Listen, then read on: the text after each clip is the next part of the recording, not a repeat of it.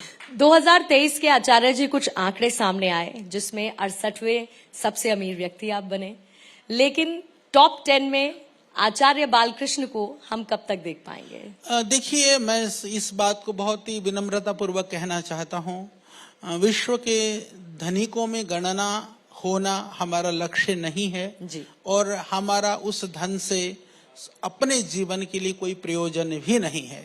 आप जितने भी लोग हमको जानते हैं, शुरू से लेकर के आज तक जानते हैं।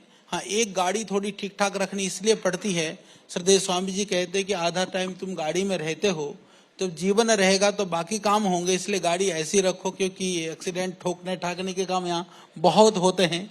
भगवान ना करे किसी का भी जीवन एक्सीडेंटल इस तरह की घटनाओं से, दुर्घटनाओं से जीवन चला जाए, इसलिए उसको ठीक रखनी पड़ती है। बाकी तो जितना साधन होगा हम उसको सेवा के लिए हम लेने लगाया है, लगाते हैं, क्योंकि वह संपूर्ण जीवन, इतिहास और अतीत संपूर्ण देशवासियों के सामने है।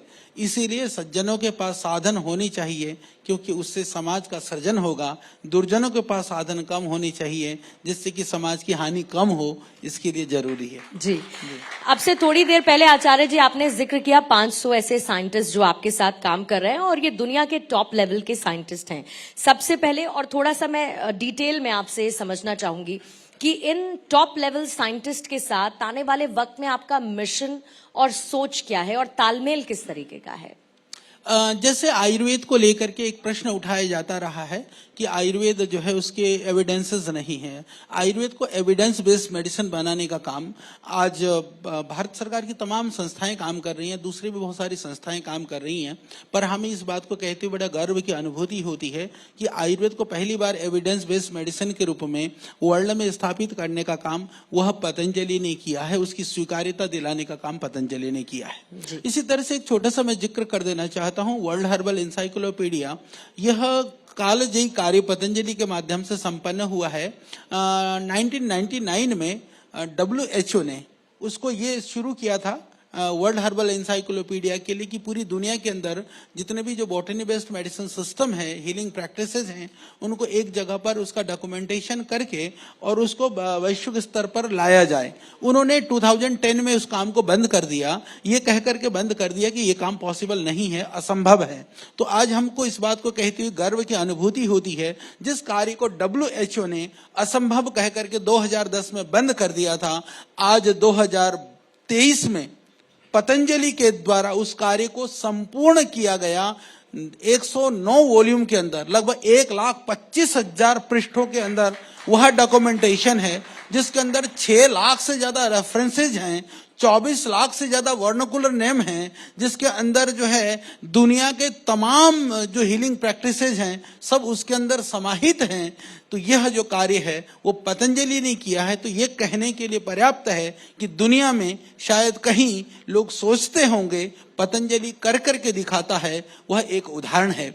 इसी तरह से जहां बॉटनी की बात आती है, बहुत कम लोगों को पता है कि जो royal botanical garden, Q garden, London का बड़ा नाम है उस क्षेत्र में, लगभग 300 साल पुरानी संस्था है। उस संस्था के अंदर जो काम हुआ था, उनकी जो वेबसाइट्स और लिस्ट के अंदर जो प्लांट्स जो दिए गए थे, उनको करेक्ट करने का काम हमारे साइंटिस्ट करते हैं और रेफरेंस के साथ उनको वहां पर देना पड़ता है। यह पतंजलि का बड़ा एक प्रमाण है कि हम क्या कर रहे हैं।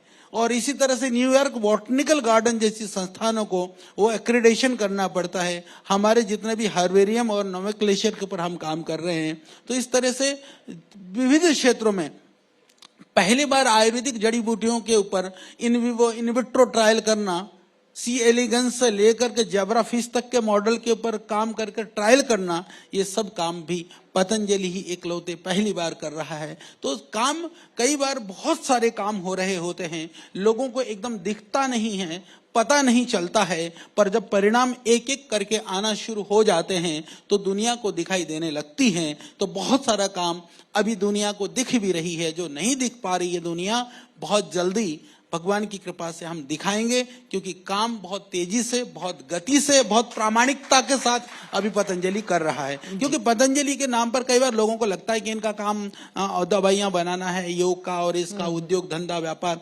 वस्तुतः न तो हमारा दुनिया के धनियों को लिस्ट में, मैं तो कोई 1 रुपया सैलरी लेता नहीं, कपड़े भी कोई दे जाता है, वही यहाँ भी आप कोई ओढ़ा देता है, शॉल ओढ़ लेते हैं, कपड़े यही पहन लेते हैं।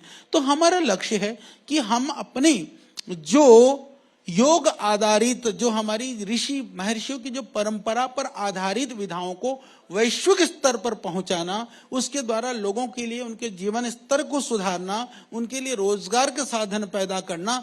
आज हमको ये शकुन नहीं देता है कि हम दुनिया के धनिकों के लिस्ट में इधर उधर जो गिनती लोग करते फिरते हैं, हमको कोई फर्क नहीं पड़ता। हमको तब संतुष्टि मिलती है जब हमको लगता है कि भगवान ने हमको निमित्त बना करके, श्रद्धेय स्वामी जी को निमित्त बना करके आज लाखों लाखों लोगों के घरों के चूल्हे पतंजलि के कारण से चल रहे हैं। उनकी चेहरे पर मुस्कुराहट के पीछे पतंजलि है, यह जानने पर हमें प्रसन्नता होती है। और इस मुस्कुराहट के लिए आप तालियों के पात्र हैं, ये तालियां बजनी चाहिए।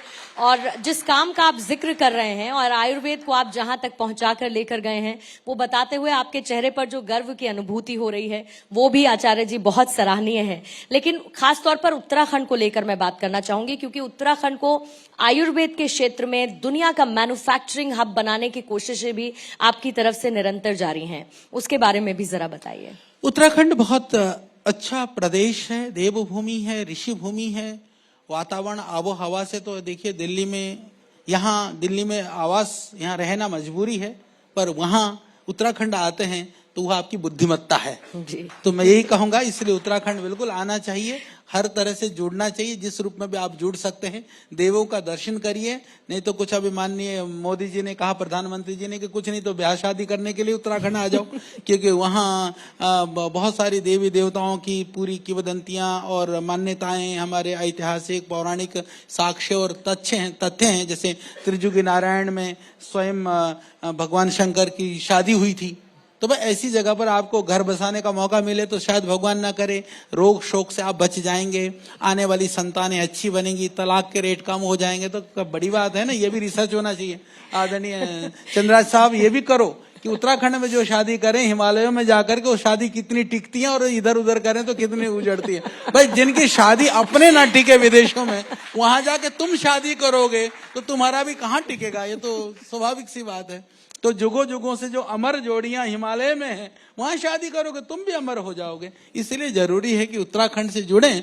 और हमें इस बात के लिए भी शकुन देता है, आदरणीय अभी जगदीश भाई हमारे कह रहे थे कि योग आयुर्वेद के क्षेत्र में 98,000 करोड़ का इन्वेस्टमेंट, टोटल इन्वेस्टमेंट है ये सिर्फ योग आयुर्वेद का नहीं है, उत्तराखंड का टोटल इन्वेस्टमेंट अभी नया आएगा, वो अलग है। जो अभी इन्वेस्टमेंट समिट हुआ था इंटरनेशनल, उससे पहले उतना ही हुआ है। उसमें से लगभग 10% कंट्रीब्यूशन अकेले पतंजलि का है, और रोजगार की दृष्टि से देखें तो 8% रोजगार पतंजलि का है। और सबसे बड़ी बात यह है कि पतंजलि के अंदर आज पूरी दुनिया का सबसे बड़ा वेलनेस सेंटर, योग आयुर्वेद का सेंटर है तो वह पतंजलि है, रिसर्च का सेंटर है तो पतंजलि है। भारत सरकार ने पहली बार फूड प्रोसेसिंग के लिए मेगा फूड पार्क का कॉन्सेप्ट को लेकर के आया था। उस समय हालांकि कांग्रेस की सरकार थी, फिर मैं धन्यवाद करूंगा कि उन्होंने मेगा फूड पार्क के लिए जो देश के तमाम लोगों को चयन किया था, उनमें हमको भी किया। और आज हम सगर्व कह सकते हैं कि देश का पहला और दुनिया का सबसे बड़ा फूड प्रोसेसिंग यूनिट पतंजलि के पास है। इतना सब कुछ होने के बाद में भी हमको थोड़ा ताज्जुब होता है कि पतंजलि को लेकर कहते बोले इनका सामान तो और कहीं कोई बनाता है शायद, इनके यहाँ रिसर्च के लिए कहा। अरे भाई, दुनिया के सबसे बड़े साइंटिस्ट हमारे पास है, दुनिया की सबसे बड़ी एडवांस मॉडर्न और सबसे बड़ी मैन्युफैक्चरिंग यूनिट हम करते हैं। इसके बाद में भी लोगों को दिखाई ना दे तो भाई सूर्य का तो कोई दोष नहीं है, वो दृष्टि में ही, वो उस पक्षी का नाम नहीं लूंगा जी, उसका दोष है जी। जी।